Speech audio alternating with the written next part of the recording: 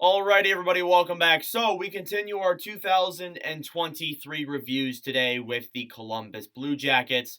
So, Columbus, they were the last team in the Western Conference, or the West. Anaheim was the last team in the West.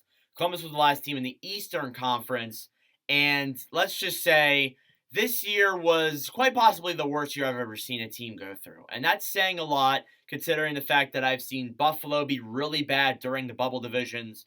I've seen really bad Montreal and Arizona and Philadelphia and pretty much really bad teams altogether over the past couple of years.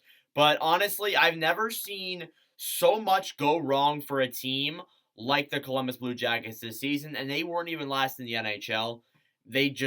It was a horrible year. So we're going to get into it here, starting off with their overall record. They finished with a 25, 48, and 9 record for 59 points. They had a minus 16 difference between the 214 goals they scored and the 330 goals they allowed. They had a .360 win percentage. Then they were 16, 32, and 2 at home, and they were 9, 25, and 7 on the road. So it was hands down just a really bad year, a horrendous season altogether. When we go through the month by month, you can really tell that it was not a good season whatsoever. So first off, they had middling expectations. I've seen people saying that, oh, they'll finish just barely outside of a wild card spot. They'll be all right, but they still had a bright future ahead of them. Yeah, they still have that bright future, but it was not anywhere near like a wild card spot. They weren't near that at all during this season. So first off, in October, they went 3-7-0, so that pretty much just started off what was a really bad season. That said, yeah, they're not going to finish. They're not going to finish even close. November wasn't so bad. They were 4-5-2, so kind of a middling record there. Then they followed it up with a horrible, the first of two 10 loss seasons with a 4-10-0 record during the month of December. Brutal. January they were 5-10-0. The All-Star break, that was actually their only month where they had a positive record. But technically, if you add up the OT loss, they were 500. They were 5-3-2 in February to the All-Star break. So the first and only good month that Columbus had. March they were 3-8-2.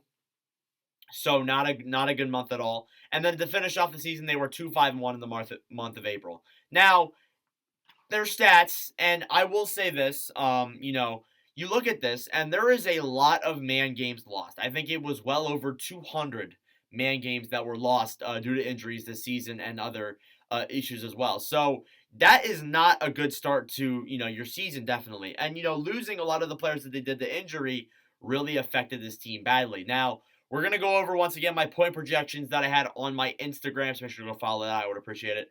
And once again, they were horrendous. Johnny Gaudreau I had first with 32 goals, 53 assists for 85 points. Then I had Patrik Laine, who was second in scoring with 55 goals. 55 goals. Yeah, 55 goals. That was a hot take that I stood by.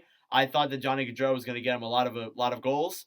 That was not the case. 55 goals, 22 assists for 77 points. Then I had Voracek because I figured he was going to be healthy. Obviously, that wasn't the case. 12 goals, 51 assists, 63 points. Zach Werenski in fourth, 13 goals, 40 assists, 53 points. And then Nyquist, 20 goals, 17 assists for 37 points. So I want to go through everything here. So we'll start off here with Johnny Gaudreau. So Gaudreau I had right.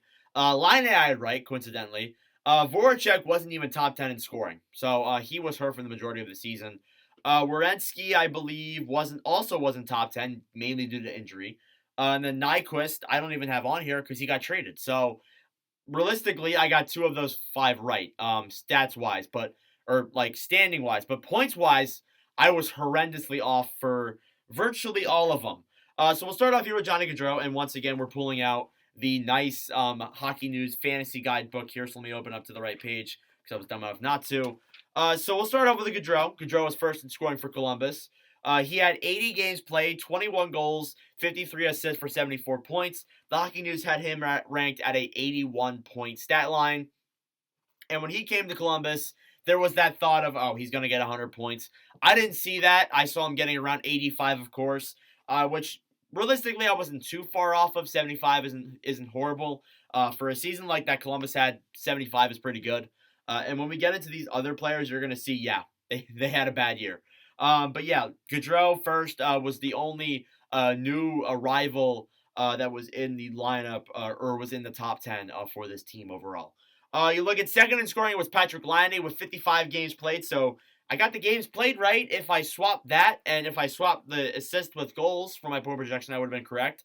22 goals, 30 assists for 52 points. He missed some time, which is why he didn't score as much as I thought he was going to. But yeah, I was 33 goals off. Yikes. Boone Jenner next. I was third in scoring. By the way, Laine was projected to be 63 points by the Hockey News. Jenner this season, 68 games played, 26 goals, 19 assists for 45 points. Jenner was projected to have 53 points, so not bad there for the Hockey News. Fourth in scoring was Jack Roslovic, who actually didn't have that bad of a season statistically, but Roslovic this year, 77 games played, 11 goals, 33 assists for 44 points. I don't even see him here. Oh, wait, I do. He has 33. He was projected to have 35 points with the Hockey News. You look at Kent Johnson, who is a rookie, so we'll get into some of the rookies now. Johnson, 79 games played, 16 goals, 24 assists for 40 points. Johnson was projected to have, it looks like, 40 points. So he ended up right at that stat line. So, Johnson had an all right rookie year. Not an outstanding rookie year, but still a solid rookie year by all means. And that's a good thing when it comes to Columbus. Kirill Marchenko, I would say, even though the Hockey News had him projected to have more points, I would say that with all these guys getting hurt and out of the lineup, this is a much more positive type thing with Columbus. 59 games played, 21 goals, 4 assists for 25 points. So scored a lot, but didn't have, not that bad of a rookie season. Definitely something to look forward to if you're Columbus, a guy who can score decently well, and he showed that this season. Eric Robinson up next, 72 games played, 12 goals, 12 assists for 24 points, so a very even stat line there. Robinson was projected to have 21 points with the Hockey News. Adam Boqvist was up next. 46 games played, 5 goals, 19 assists for 24 points. He was projected to have 53 points, or 35 points, with the Blue Jackets this season by the Hockey News. Then he had Emil Benstrom, ninth in scoring, with 55 games played, not 55 goals. 7 goals, 15 assists for 22 points. Benstrom was projected to have, I don't even see him on here, actually, for the Hockey News. So, yeah, the Hockey News have him projected. Then you had Sean Kuraly, who was 10th in scoring with 71 games played, 11 goals, 9 assists for 20 points. Kuraly was projected to have 25 points this season with the Hockey News. So, you look at all those players in the top 10 in scoring. You have none. You have none. You have none full 82 games played for all of the top 10 scorers. Honestly, for almost every single team, I can say that there's at least one player in there who has played the full 82 games, except for Columbus. The closest was Johnny Gaudreau with 80. But apart from that, no player has played the full 82 games this season, which is absolutely brutal to think about. And it just goes to show even more the amount of games that they lost due to injury this year. You look at goaltending, much less present, or much less pretty. Elvis Merzlikins, 30 games played, 7, 18, and 2, with a 4.23 goals against average and a .876 save percentage. Yeah, Merzlikins had a brutal year by all means with Columbus this year. I would expect him, though, to have a bounce-back season next year, especially if, Columbus comes into this offseason looking to rebuild the defense, looking to, get those younger guys into the lineup, making a bigger splash in the offseason. They're going to be hungry this year to be better, and they will be better next season. I'm calling it. Because unless they have this year like they did with injuries and all that, they definitely will have a better season by all means. These next two players were, I believe, acquired mid-offseason. Hutchinson, I think, came from Vegas in the Jonathan Quick deal, which we'll get into in a second here. Hutchinson, 16 games played, 2, 6, and 3, a 4.29 goals against average, and a .877 save percentage. So with Columbus, wasn't good, but we expected that. John Gillies, who I believe was acquired through either waivers or a minor trade. I think it was the Voracek deal, maybe. Gillies, 3 games played, 1-1-0, a 4.57 goals against average, and a .864 save percentage. So, of course, there, the goalie situation was all around not good with Columbus. So you might be wondering, where's Korpisalo? Well, he was dealt, along with Vladislav Gavrikov, their 2 top deadline acquisitions, over to the Los Angeles Kings, who have proved to be both really solid so far through this playoffs. And in exchange, they got Jonathan Quick, who they then flipped over to Vegas. So obviously there they had a lot of moves. Voracek, who might have been in the top 10 scoring, but he was traded over to the Arizona Coyotes in exchange for, I believe, John Gillies. So, seeing Voracek get dealt, it definitely is interesting because Voracek may not come back at all, which could suck there definitely for a team like Arizona and Columbus. Voracek was such a solid player, and I've always liked him, so it's definitely going to suck if he retires and isn't able to come back. Then Gustav Nyquist went over to the Minnesota Wild, who is, of course, playing playoff hockey right now. So, yeah, that does it for the all-around horrible season that Columbus had. You can throw that away. We'll start looking at the future now with the draft, free agency, all that good stuff. So, they do have the second best odds for Connor Bedard, so that is something you got to keep in mind.